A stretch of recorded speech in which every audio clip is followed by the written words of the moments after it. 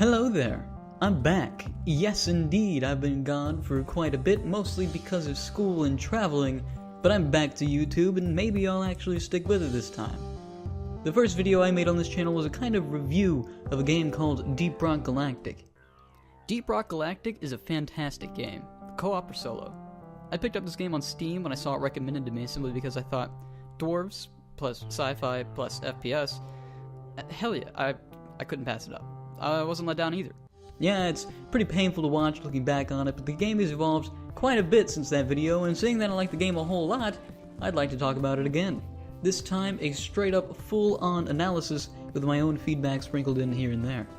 This video is for people on the fence about buying it, or maybe for those who bought it a long time ago and are wondering if they should get back into it.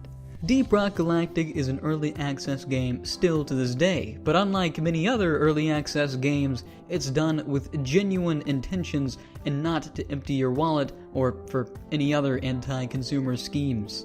This game is in early access because the developers wanted to involve the community in the development of the game. Don't believe me? Well, they legit have a button in the pause menu that sends you to a survey asking you for your input. Significant updates come regularly, almost by the month it feels like, but it's refreshing to have an early access game that is made by developers with such transparency. At any time, you can look at the roadmap they have available, see what's coming, and start getting excited for the next update. This, in turn, creates a really nice and active community of people surrounding the game that straight up just enjoy talking about it. I can't tell you how many conversations I've had with people in game sessions that are so eager to share their thoughts and opinions on new, old, and up-and-coming updates. People will brag about being veterans and essentially say, well, back in my day, and they'll start telling you how much progress the game has made from that point on. People will speculate and share ideas for future updates, like, wouldn't it be cool if this was in the game, or I wish I could place turrets on a mule. It's good stuff. Me being the psychic I am, I was always really wanting a freeze ray for the driller and an SMG for the NG in the most recent update. We got both those things, and I was stoked, as was the rest of the community. So far, the devs at Ghost Ship have proven they know how to please. The developers continuously engage with the community, whether it be through tweets, their own official Discord, or YouTube via vlogs. This greatly helps successfully create a game with a welcoming atmosphere that expands beyond the confines of the program itself. Yes, it does help that the game is already just pure, quirky fun as it is, but the root of the cause of this charm and enjoyment is the absolutely stunning attitude the developers seem to have when it comes to this game.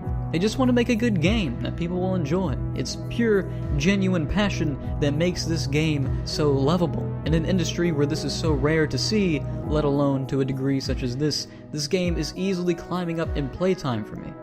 To the point to where it may soon surpass Helldivers, a game that is a masterpiece on its own, and a game I believe has had some sort of influence on the inspirations of this game, but that's just speculation.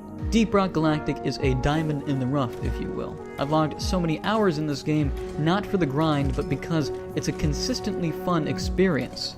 Don't get me wrong, if you aren't the best at decision making, or you have a rather expensive playstyle, you will experience the progression as a bit more grindy. But there's something that doesn't quite feel right in calling this game a grind fest, at least the way it currently is.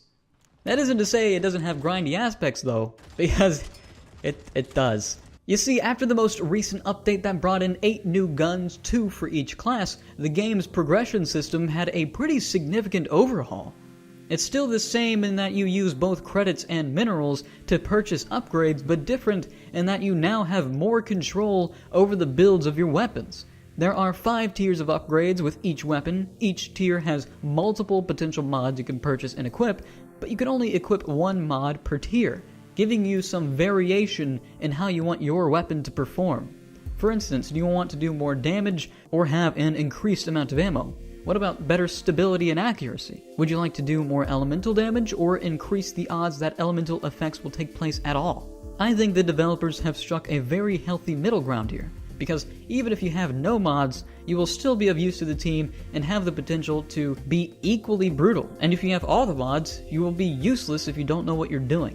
This gives you a strong sense of progression without making you feel forced, underpowered, or overpowered. Whether or not you have your 5 mods selected, you're always going to be lacking in some area, unless you have a rather well-rounded build.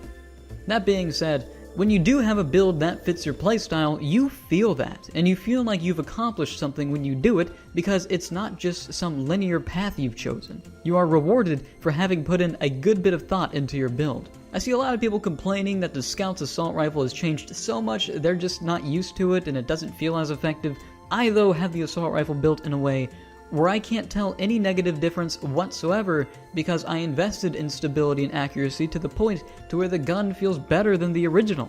They even have a mod that gives you pinpoint accuracy on the first shot, so depending on how you decide to mod your weapon, it can be the same as the old or changed to suit a different playstyle, and I think that's excellent progression. I believe this system is coming to aspects other than guns, such as Bosco, your companion during single-player missions. Hopefully they can replicate the same magic they've implemented with their weapons. But back to what I was saying about the grind. I mentioned earlier that there are 8 new weapons. Primary weapons are available after level 10 of each class, and secondary weapons are available after level 15. Before you can actually use any of these weapons though, you need to complete 3 assignment missions for each. Then, after that, you need to purchase the weapon with the appropriate amount of credits and resources.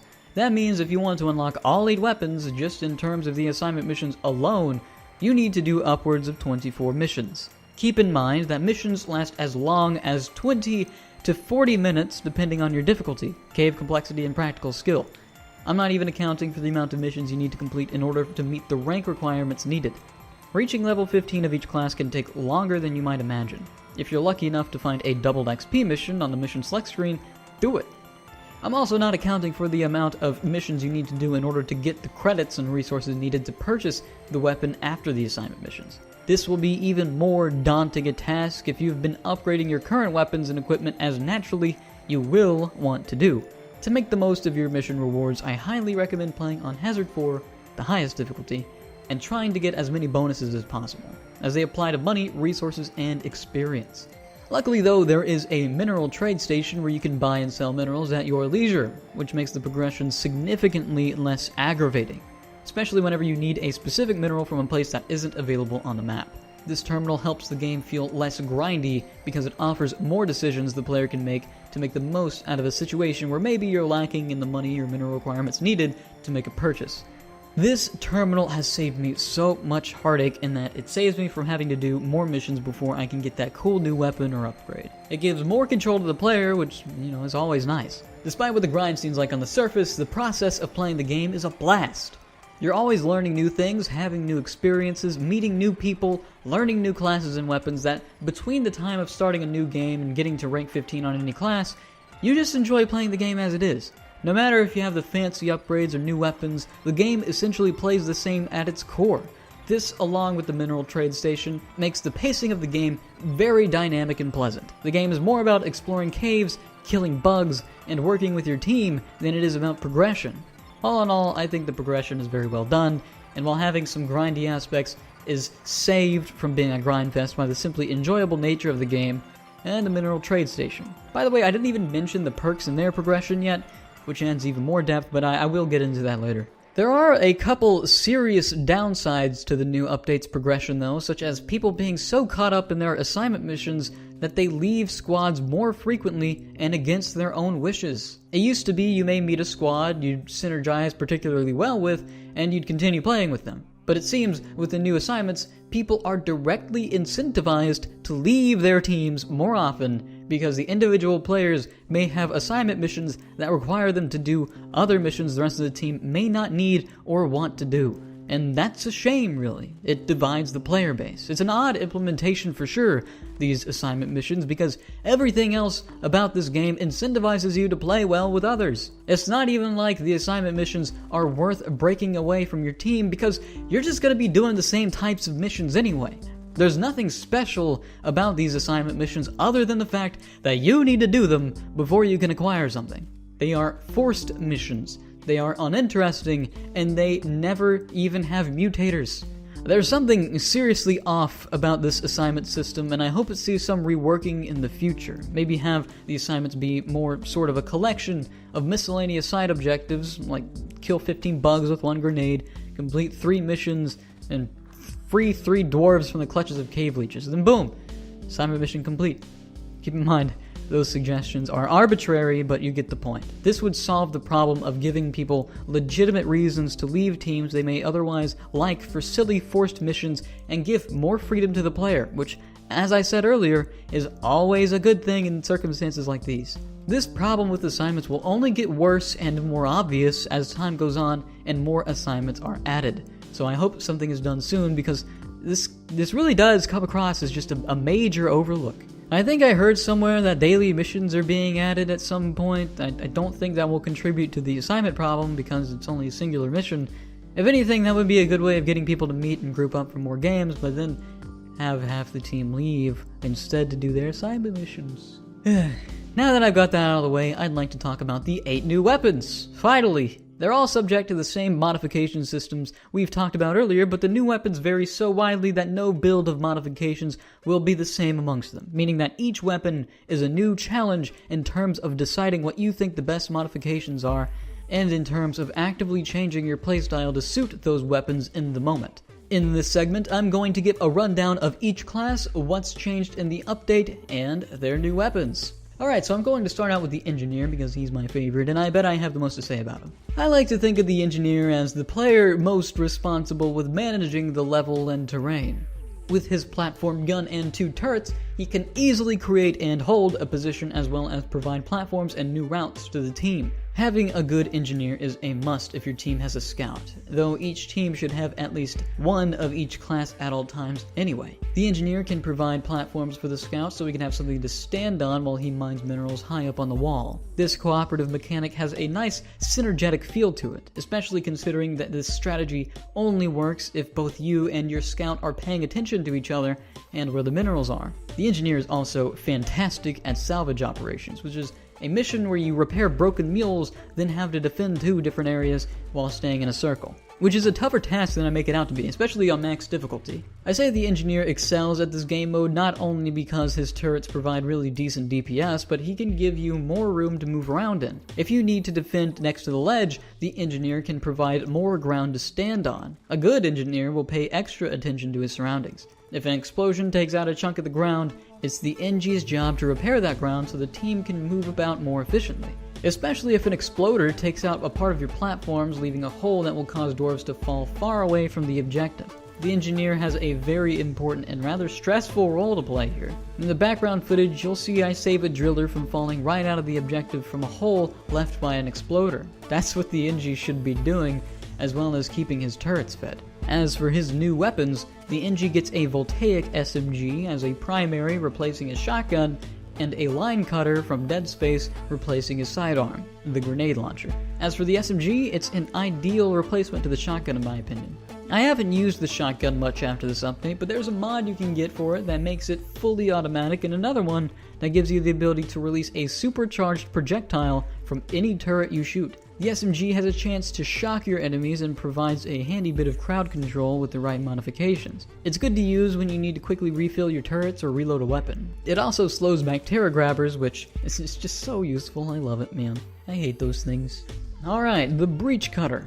It shoots a massive line that travels through enemies and walls and does damage depending on how many frames the projectile comes in contact with the enemies. People say this weapon is OP, but it absolutely isn't. If anything, it desperately needs tweaking. In fact, I switched back to my grenade launcher after the novelty wore off. That isn't to say I didn't enjoy every moment of using this weapon, it just wasn't as effective as the grenade launcher, simply put. You need to focus too much on your positioning to ensure that you get the most out of the weapon, and that just isn't always possible.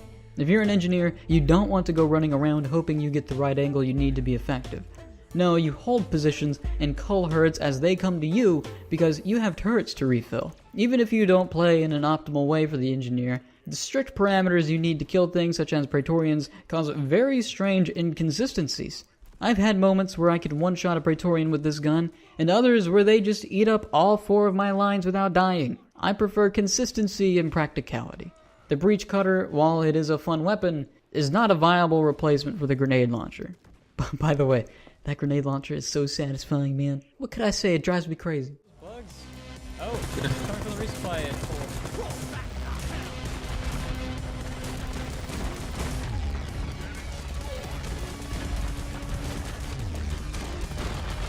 Jesus. Just spamming my nade launcher.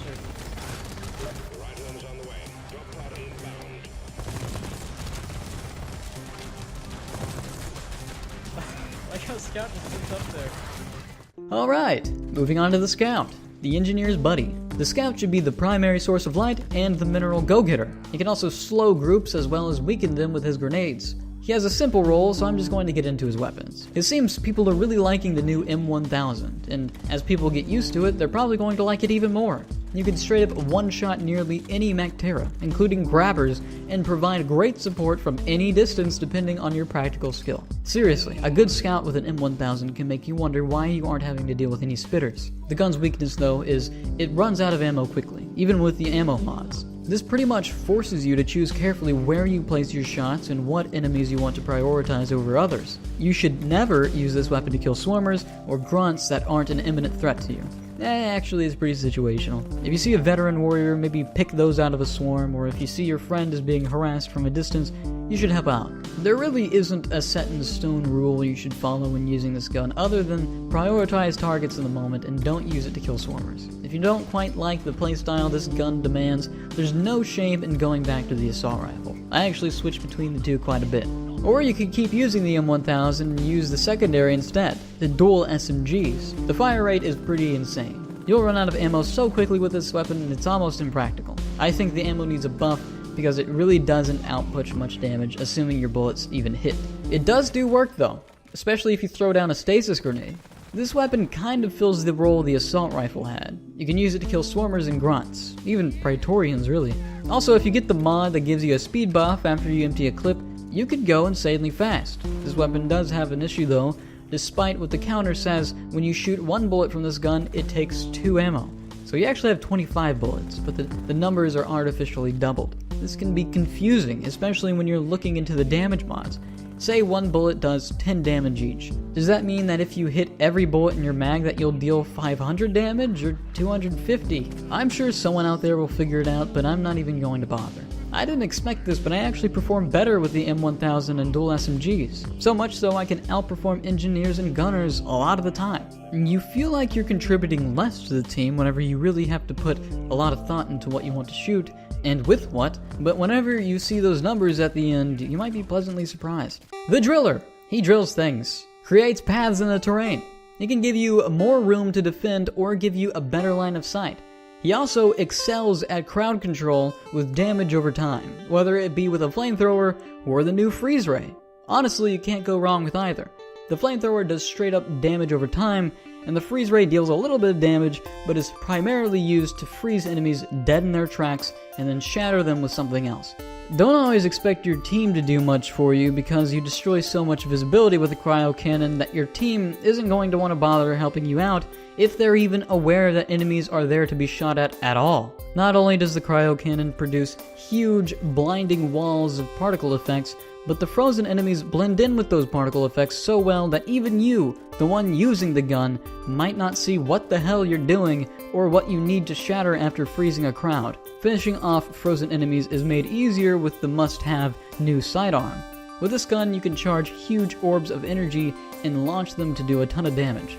If you get the mod that does damage in an area of effect radius, the gun can get pretty ridiculous. I've seen drillers outperform me as an engineer with this thing. It may as well be his new primary. I'm not kidding. It's already seen its fair share of nerfs, but it's still just a powerhouse if you know how to use it. The new weapons for the driller are really nice. I just wish the Cryo Cannon would have produce a kind of beam rather than an obstructive cloud. There's so little difference in performance and behaviors when compared with the flamethrower that a lot of the time I just don't even care which I decide to use in the game. The Cryo Cannon loses its novelty fairly quickly and is too much of a chore to use. The only reason I would use it over the flamethrower is if I didn't feel like dealing with reloads, but while you don't have to deal with reloads while using the Cryo Cannon, you still have to deal with overheating. Or overcooling? Why? Moving on. Alright, the Gunner. He's had such a significant change that he's made me prefer him over the Driller after this update, which really was a pleasant surprise. They switched out to C4 with a deployable bubble shield. The Gunner literally decided this was the best idea because he didn't like sharing equipment with the drill boy. He didn't even take the shield to help out the team, he just did it to protect himself. The Gunner's really got his priorities straightened out, I tell you, man. But really, his shield generator makes those Hazard 4 mule repair missions doable now. Once deployed, bugs cannot enter, you regenerate shields at a high rate, projectiles cannot enter, and you can shoot out of it. It's exactly what the gunner needed, and it finally produces a kind of counter to those goddamn storms. Holy shit, I hated those things. Now if you get a storm and an exploder infestation, you at least have a chance to survive it as a team. The gunner still excels at dealing a large amount of damage, especially when he's camped up on a zip line, giving him the greatest line of sight. He has two primary weapons. His old minigun, which is great for a more focused delivery of damage because of its high rate of fire and accuracy, and the new Thunderhead, which is a kind of auto cannon that is far less accurate, but good at dealing damage amongst a group of enemies because each shot has an area of effect. The guns are pretty well balanced, each fits a different role, but I will say they are very much so unbalanced in the ammo department. The minigun with the ammo upgrades gets a total of 2,300 bullets. The default is 2,000 bullets. With the rate of fire the minigun has, that's pitiful. The Thunderhead, on the other hand, gets a solid 2 extra clips of ammunition. That's around an extra 220 bullets. That many bullets can last a crazy amount of time. I rarely have to even worry about running out of ammo with this weapon as much as I do with the minigun. I feel like the minigun needs a healthy buff to the extra ammo. I don't get how weapons such as the driller's new sidearm can get straight up an extra 50 bullets of ammunition and plus 50% increase to the base amount, but the minigun can't get an extra 1,000 using that same standard. Okay, maybe 1,000 would be too much, but I'd be happy with an extra 600. I feel like that'd be far more reasonable than just the miserable 300. It's just objectively not worth the mod. No thought's gonna go into that. The new primary is a fine addition, but I prefer the minigun greatly. It fits the role of the gunner a bit better than the Thunderhead, I would argue. Focused DPS is a better fit for the gunner than a broad crowd control. I thought that was what the driller was for. I know that's probably an unpopular opinion, but really, if you play the gunner as a gunner with the Thunderhead, you're going to have trouble if you don't at least have the accuracy mod. It doesn't really help much, but it makes the terrible accuracy more tolerable. Alright, the sidearms. By default, the gunner has a fairly powerful hand cannon with 4 bullets in a clip that you can use to snipe bugs from a distance. Granted, you won't be doing much unless you hit the weak spots, but if you manage to get behind a Praetorian with it, you can easily 4-shot it, assuming it doesn't turn around to attack you. This weapon works so well with the minigun because you don't need to continuously fire to get that max accuracy, and you can hit at any range if you're good enough with it. If you're using the Thunderhead, this hand cannon is a must. With the Thunderhead, you're very rarely going to be able to kill things from very far away because of the accuracy. The hand cannon fills that role pretty well. The new pistol, on the other hand, is absolutely awful. It's terrible. It's a burst fire pistol with piss poor accuracy, stability, and damage, even with upgrades, and it only acts as an excuse to keep firing if you don't feel like reloading your Thunderhead at the moment. That's the only reason you should ever use this pistol, if you overheat your minigun or need to reload the Thunderhead. A seasoned gunner will never overheat his minigun, so this pistol becomes terribly useless with that pair. If you have a Thunderhead, you're going to want to run the default pistol because it reaches enemies you can't with your primary. This new sidearm is awful, and I want it to burn. I never want to use this trash again. Also, hold on, unrelated question. What is going on over at Deep Rock? Someone explain this to me, please. These dwarves truly are on another level. I'll be upgrading my stuff trying to get more ammo, and all of a sudden I find that the dwarves apparently have sandwich storage on them. These dwarves bring sandwiches with them on missions. It's confirmed right here. They have sandwiches, I kid you not. And what makes this even more strange is that they choose these sandwiches over having more ammo for their weapons. You have to replace your apparent sandwich storage for more ammo. Why do they just have sandwiches by default? I don't understand. Clearly, these dwarves are playing 4D chess, and we lowly humans are not capable of understanding such advanced tactical maneuvers. I suppose I can only hope that we can see these sandwiches implemented in the game at some point in the future, because this discovery is earth-shattering to me. How could I go on knowing I may never see these sandwiches in action? How powerful are these dwarven sandwiches that they replace ammo storage for them? They must have the power of a dozen nuclear detonations, because not once have we seen a dwarf crazy enough to use these in combat. Okay, I'm about to go into an existential crisis thinking about these sandwiches, so let's move on. I'd like to take this moment to complain about one of the most annoying aspects of this game. People joining mid-game as a character already picked. I cannot accurately portray the amount of grief this gives me. I use the word grief deliberately because oftentimes that's what it feels like, intentional or not. It's so aggravating when we have a gunner, driller, and a scout, but we desperately need to have an engineer so we can get the nitro on the walls and replenish our ammo. Someone joins, you're hoping they're going to be an engineer, as that would make the most sense, but then a second later, you realize that now you have 2 scouts. I see on the forums so many people wondering why they get instantly kicked from games after joining. This is probably why. Because people want well-rounded teams. I'm a pretty patient person, so I often just put up with people's obnoxiously poor decisions, but whenever you're doing a Hazard 4 salvage operation where you absolutely need a gunner, and you've got 2 drillers, one with a Cryo Cannon and one with a flamethrower, yeah, you're gonna be kicking one of those drillers. Or your odds of losing are up by a significant margin. This issue can be fixed by giving the host an option to set up parameters needing to be met while joining, ideally requiring all new players to play as a class not yet selected in your session. Or another more docile approach would be to let hosts display messages to players looking to join, such as one of each class or kick. Another thing I think would help to some degree would be that once you kick somebody, you can display the reason being you picked a class already chosen. That one, I'm surprised isn't already in the game, because you can already choose between a couple kicked messages as it is. It would at least stop the threads in the forums asking why they keep getting kicked. Okay, now that I've got that out of the way, perks. Oh yes, the perks. These are quite nice, but nothing super game-changing. Well, actually, they really can be. The correct perks equipped can save your life and thus your team if you play your cards correctly. The process of unlocking these perks adds yet another sense of progression to the game. You get perk points by completing milestones, things like complete X amount of objectives, complete X amount of missions on these biomes, complete special warning missions, generic stuff like that, no big deal. I mean, you're already going to be doing these missions anyway, so whatever. Sometimes, though, completing these challenges can get obscene. It starts with complete 2 of these and moves quickly to, okay, now complete an extra 20 of these, and after that, alright, now do another 28. There are tons of these milestones, and they can take forever to complete. Well, I guess that's why they're called milestones. You're gonna be doing a lot of these, seeing that you need to if you want to have 4 perk slots available. Or even 5 if you promote a class, but that's off topic. You're going to spend at least 100 to get that 4th perk slot, especially considering you already need to spend a ton of perk points to unlock it. Then, once you finally have access to the tier the final slot is on, the perk is 24 perk points. Whoa! Once you get it though, you do feel properly rewarded, and some of these perks really are a good idea to get. For instance, there's a perk that decreases the time it takes to revive another player by up to 30%.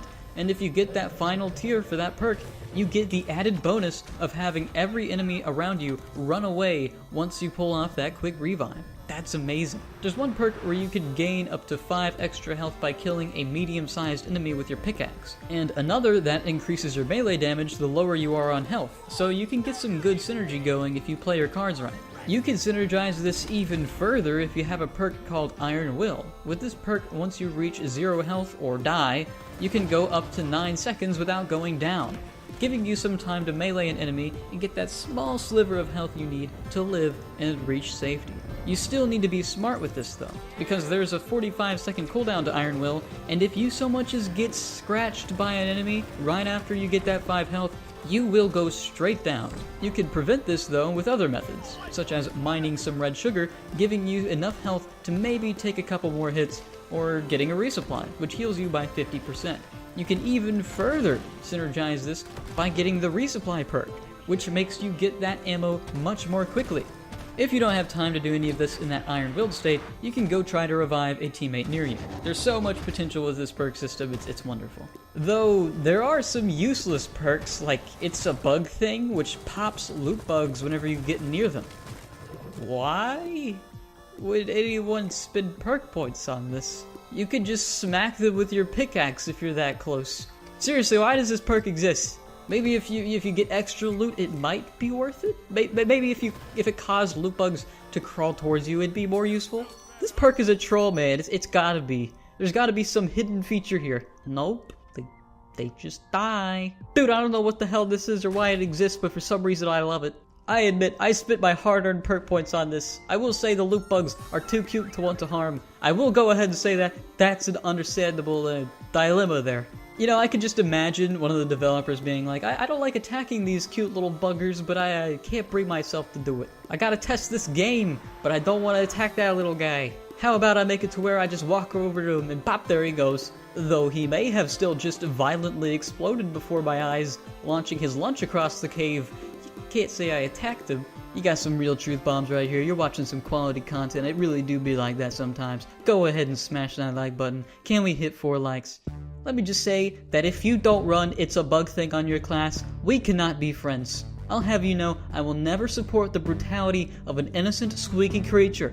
By the way, I didn't even mention this, but there are detailed statistics you can look at in your little dwarf room. It's here you can see which classes you use the most, how many kills you get with them, how much playtime you have with them, and how much time of your life you've spent playing this game. But don't worry, though this game may be consuming your life at this point, you can be saved from your self-loathing thoughts of questionable decision-making with an unholy amount of alcoholic beverages available to you at any time. Thanks, Deep Rock, you're a real lifesaver. Actually, some of these drinks can give you some useful buffs to help you out in gameplay, such as a significant increase to maximum health, extra pickaxe damage, or extra minerals gained from mining. Oh, but that's not a good thing. They're perpetuating dwarven stereotypes and contributing to their systematic oppression. Well, I don't know about you, but I certainly don't hear the dwarves complaining. While between missions, you'll be dilly-dallying about, whether it's listening to royalty-free music, playing games, kicking barrels around and annoying mission control, flying around in zero gravity, kicking even more barrels around, trying out new looks, admiring the Memorial Hall, which has some great music by the way, and even finding Easter eggs. I remember I was super happy when I found this hole in the ceiling. If there's one thing I love more than space dwarves, it would be climbing through the inner workings of a ship and witnessing a break in the fourth wall. Thank you, Rob, for making me feel good about myself. Very cool. Alright, now we're starting to really get to the core of this game. The primary mechanics you're going to be focusing on throughout your playtime. We're not quite there yet, but we're getting ever so close, believe me. The next stepping stone we need to cross is the meta behind the missions. The choices you are asked to make that will affect the outcome of rewards, the playing experience, etc. In the beginning of this video, I suggested this game was similar to another game called Helldivers, which may seem like a stretch on the surface, but hear me out. In fact, I believe they're so similar that there are a couple things that Deep Rock can learn from Helldivers. One of the reasons I said that they were similar was because, like Helldivers, players are prompted to select missions from a dynamic map forever changing. In both games, you can select what environment you'd like to play on and what difficulty to play on. Each game has procedurally generated missions and areas to explore, complete objectives, and collect resources that contribute to player progression, with co-op up to 4 players of course. While there are many more similarities than that, they're a bit too shallow to mention here. Maybe in another video? But besides those, that's where the similarities end. They have the same formula, but they're done in totally different ways. The most obvious being that one game is a top-down shooter, and the other is a first-person shooter with a whole other axis to take into consideration. Now that I've got those thoughts established, let's move on to Deep Rock Galactic's Mission Select screen. In Deep Rock, there are 8 amount of environments to select from, but only a certain amount are available at any given moment. Each environment has their own little gimmicks and differences that help keep the game feeling fresh. Also, I know I mentioned this earlier, but the procedural generation helps that feeling equally so, if not more. Each environment has their own minerals though, which you need to use to buy upgrades. So depending on what you want to work on unlocking, you may want to choose the biome that has the resources you need. Sometimes this is a pain though. With Deep Rock's attempts to create a more dynamic map, they actually end up halting their own players in their endeavor to upgrade their character's stuff. You see, the map updates to a random result every 30 minutes or so, and only a few biomes are available at once. So if the biome you need isn't available, well, you can either wait and hope you get lucky enough for it to be available in 30 minutes or so, or spend more money in the mineral trade station. It seems like a strange decision. I get it, I know this is to prevent people from playing their favorite biome over and over again, and in that regard, it kinda works, it really does, but there must be a better way to do it than having players be at the mercy of RNG. There's gotta be. Maybe you could do something like keep the RNG but add little optional challenges that reward you with minerals. I'm just thinking out loud, but that would help in solving the issue if well designed. Unless the developers want to continue making the player resort to the mineral trade station every time they need minerals that aren't available. I'm not going to argue against that because it does work to a certain extent, but you're still punishing the players because they're not online during a certain time of day, and that seems fundamentally flawed at its roots. Helldivers, on the other hand, has a system where, yes, entire factions can be unavailable for you to choose to fight at certain moments during the war, but those moments are few and far between, and they only occur once the entirety of the community decides to take them out collectively. Sometimes it's really neat in that game to see a certain faction is on the brink of death only to be spared by the community because they don't want to stop fighting them. Also in Helldivers, there are no desperately needed resources within those factions on the map. Each zone shares one universal resource to collect, completely negating this issue. It's almost as though they thought about this very problem and decided to keep it simple. Back to Deep Rock though. Within each environment there are missions to choose from. These missions are also tied to RNG. The RNG missions within these environments have several variables: mission quantity, mission type, mission complexity, and mission length. The higher the latter two are, the more of a bonus you will receive at the end. Recently, though, they added another variable in the form of mutators. These are additions to the missions that can either enhance the experience, such as low gravity, fast mobility, or double XP, or they can make the missions more difficult with things such as Mactera Plague, which ensures you will never not be attacked by the flying bugs at all times, or no shields, which is pretty self-explanatory and more brutal than you might imagine. Though there is reason to go for the more difficult mutators. They can contribute to the bonus you receive at the end of each mission. Say you have a maximum complexity and maximum length mission on the highest difficulty and you complete it with a no shields modifier. You will get a 170% increase to all resources mined, credits earned, and XP earned. So if you happen to mine 40 Crappa in that session, you will end up with 108 Crappa total. Yeah. It's really rewarding to go for those mutators and play more difficult missions. Luckily, one thing that isn't tied to RNG when selecting mission is the difficulty modifier. You can play on any difficulty you like, and difficulties range from 1 to 4, 1 being the easiest, and 4 being the most difficult. As I said earlier though, the higher the mission difficulty, the higher the bonus at the end. Just playing on Hazard 4 alone can ensure your earnings are doubled. If you want to get your materials and money fast, this is the way to do it. And it's more doable than you might think if at least a couple of you know what you're doing. All of the gameplay you've seen in the background has been of Hazard 4 because I really like the flow of gameplay it offers and the rewards almost require me to do it, which is a really good thing. As for the missions, there are quite a few. There are egg hunts where you are tasked with bringing back eggs so the mission control can make the team some tasty dwarven omelets, but this mission is more complicated than it may seem at first. After disturbing a nest, you will anger the bugs, and they're gonna ree at you, cause you're a heckin' normie, man.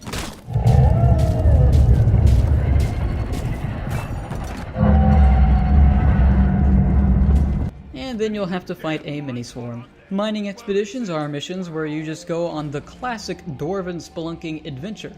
This one is my favorite. There's not really much to say about it because it's so simple, but that's why it's great. Point extractions are missions where you have no mule to follow you around. Instead, a massive minehead falls from the ceiling, killing half your team after they just got out of the drop pod, and leaving you alone to wonder why the hell Mission Control wants you all dead. Oh no, that was a direct hit, man. Yeah, it's right in the dead center, bud. What you thinking? Oh, I didn't even see it. You were warned. Good thing you have the power of teleportation. Yeah, right? In these missions, you have huge minerals called quarks that can't fit in your pocket, so you kind of have to lug it back to the minehead to deposit it. This actually creates a really nice dynamic for the team. The team is going to have to try to create paths to the minehead so you can actually deposit the thing. Gunners can use their zip lines, drillers can drill paths, and the engineer can create platforms you can jump on, while the scout just flies around and does what scouts do. There's another mission called Elimination where you have to kill up to 3 mini-bosses called Dreadnoughts. This is surprisingly easy and surprisingly boring. If you're a new player, you may have fun with this mission, but yeah, it just sucks right now. Have big orange guy turn around. Shoot backside of big orange guy. Dead. 2 more to go, let's do it, woo! Alright, let's kill this dude. Okay. Well, okay, let's find him later. This mission would be so much more fun if there were multiple dreadnoughts wandering around in different rooms. Instead, you have to deliberately release them from their egg. The missions are actually more fun when they clip into another room, causing you to have to hunt them down, or even better, feel like they're hunting you down. Some of the biggest caves in the game are features of elimination missions, and they can really be beautiful, and almost so big you have trouble loading in and navigating. It's like the caves are so huge so that dreadnoughts can move around, and you have more interesting fights, but they're just in eggs, and you'll only fight one at a time. That is, unless you want to have fun. It's a missed opportunity if you ask me. Other than that, these caves can house some of the most memorable experiences I've had in this game. Alright, the fifth and final mission, which is a new mission by the way. It's the wonderfully difficult and interesting salvage operation. In this mission, a previous squad of dwarves died horribly and were probably eaten considering their corpses are nowhere to be found. They left their mules though, and Mission Control seems to be more annoyed at that rather than the fact that their employees died on the job. I guess Mission Control considers that slacking? Anyway, this mission is actually really cool because your goal isn't to help Deep Rock in obtaining special exotic resources for the benefit of the company, but rather you're tasked with helping Deep Rock get their resources back because they're too penny pinching to make more, revealing that they view their employees as expendable. It's actually a really subtle way of hinting to the player Deep Rock Galactic's attitude is more corporate than you may have thought at first. And this theme of a cold corporate agenda / attitude is very prominent throughout the game, so this works really well to reinforce that. It's very smart thinking from a storytelling standpoint, which is strange because this game doesn't really have much of a story at all right now. Clues of what's to come? I don't know, maybe. There are two phases to this mission. The first being that you need to repair the 2 to 3 mules the previous crew lost. That entails finding and bringing back legs to each mule, and then repairing them. After you've done this, you're going to want to get as much nitra as possible, because after you press the big button on the mule, you're going to be staying in a single area for a bit, and you're going to need that nitra for more ammo drops. Once all the mules make it back to the drop pod, you're going to need to repair the uplink and get ready to defend it. Once repaired, you're going to need to have your team stay within that circle for a fair amount of time. If you don't have anyone in the circle, you will lose progress, and if you lose all your progress, it's game over. This is the hard part. If you don't think about how you can utilize your character, your team will fail. If you're an NG, it's your job to give the team more moving room and to keep your turrets fed. If you're a driller, you need to widen the area and increase line of sight. If you're the gunner, you need to use the shield, and if you're the scout, you need to light things up and use your stasis grenades. If so much as one of these players don't do their job, you're going to have a significantly hard time, because the AI is not going to want to go easy on you. After you've defended the uplink, you're going to need to defend another one. And finally, after that, you need to wait a bit for the drop pod to power up, which you will use in a moment to escape. I can't give enough praise to this game mode. I love it. It gets every class thinking about how to utilize their ability. Wow, what is an ability? It gets every class thinking about how to use their abilities, and that's brilliant. Enough said. Alright, now we're getting into the real meat and bones of the game. In this segment, we're going to get into the core gameplay loop. Now, each class is going to have a different gameplay style, of course, but I'm going to be talking about the gameplay mechanics that are universal throughout the experience, no matter what class you've picked, and regardless of what perks you have. The entirety of your mission time is going to be spent in a cave. Luckily, you're a dwarf and have stone in your blood. You also have a handy pickaxe, which you can use to mine both the terrain and minerals. There's also a nice little trick you've probably seen me doing with my pickaxe, where if you press Q right after you strike a surface, you cancel the backswing, and this helps you get more hits in faster. I really hope they don't patch this because I love stuff like this in games. And seeing that it's not a PvP game, there's really no harm to begin with keeping it in. In each cave, you will find patches of dirt that will lead to other segments of the cave. The only reason you will ever see compact dirt is if there's something on the other side, unless there's some sort of generation glitch. If you want to make sure, you can pull up a handy 3D map that will highlight every area you've been in. If you haven't been in an area, it will simply be cut off by the void. You can still use this to see what angle you need to dig through the dirt though. It's a really good exploration tool that can make finding places you haven't been really easy. Bugs may be your primary enemy, but the caves are your biggest threat. They hide all sorts of things, such as cave leeches that grab onto you and won't let go, either until you're dead or a friend frees you. They have spitballers, which spit a steady amount of hard-hitting projectiles at you, Pro tip, you can shoot the projectiles. Caves can open up under your feet while you're walking. Caves can be so vertical that if you fall you will die. They can be so claustrophobic that you can get cornered and die by the bugs. They can have pieces that fall from the ceiling and kill you. They can be poisonous. They can be explosive and burning hot. They can be too cold to the point to where they can freeze you in place. They can have storms making you so slow it's almost unfair. And they have vents that send you flying around and falling to your death. They can be radioactive, and they can just be a puzzle to navigate. Oh my god.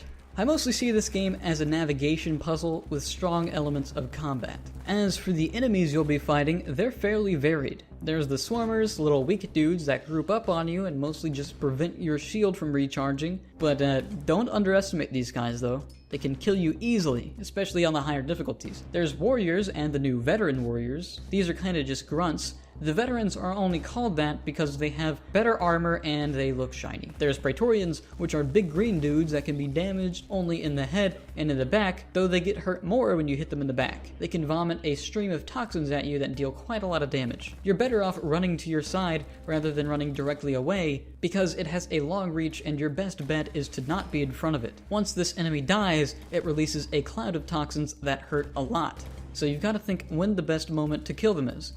There's acid spitters that really hurt and can straight up snipe you off zip lines. Then there's web spitters that are really weak, and you'll never guess what they do. They spit webs at you. Whoa.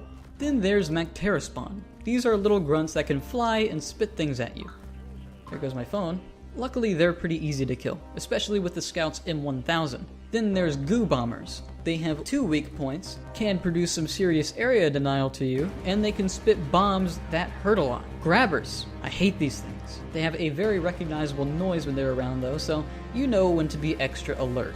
These guys won't directly attack you, but they will grab you, hence the name. Like the Cave Leech, you can't escape whenever you're grabbed, unless it decides to drop you or you're freed by a teammate, making these guys very annoying. Sometimes they'll drop you only to have you fall to your death, but other times they'll very politely place you near your team, or just in another location. The worst part about these is if you get a storm while they're around, you're just screwed. Like, rip dude.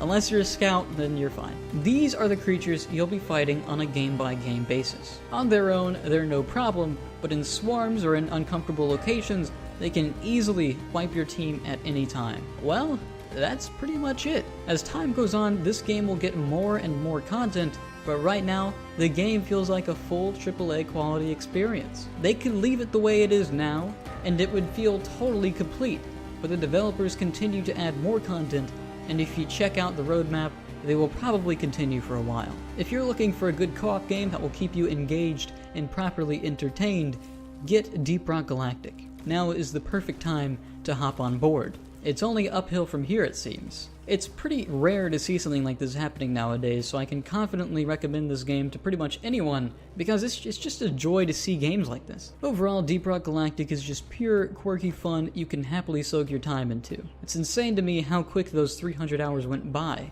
At no point did I feel like the game was a chore to play, because the gameplay loop is just so fun. Anyway, thank you for watching the video, and I'll probably see you again in like 2019 or something. Peace out.